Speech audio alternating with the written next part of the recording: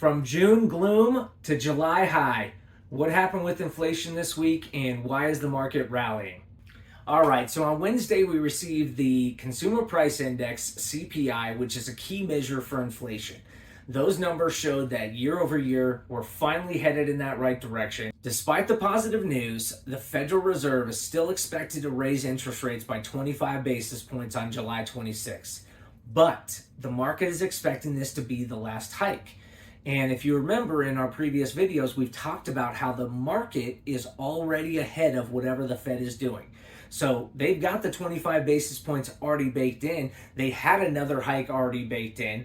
And now with the market essentially getting some positive inflation news, they're expecting that the Fed will not be able to continue hiking.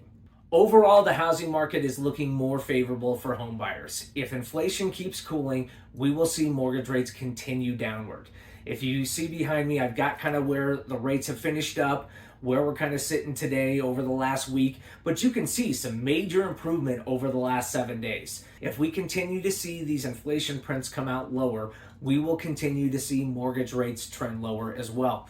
But don't wait, because as we've seen in the past, as rates dip down, more people come into the market, and therefore it does make it more competitive. We will see those over asking, more of those again, if that continues and we continue with the trend of lower rates. So what do you want to watch for in the coming weeks?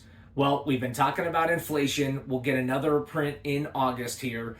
So let's take a look and see if that continues trending in the right direction.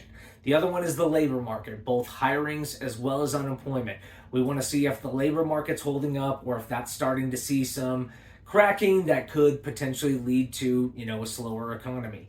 And corporate earnings. We started with the big banks today. JP Morgan Chase came out beating earnings, showing that they had some strength despite these higher interest rates. But that's going to give us some indication as to where this market's going, how the consumer's holding up, how the economy's holding up with this rapid rate increase that we've seen in the last 16 months. Call me today. Again, I'm Adam Rinkin, Denver's premier mortgage lender with Caliber Home Loans.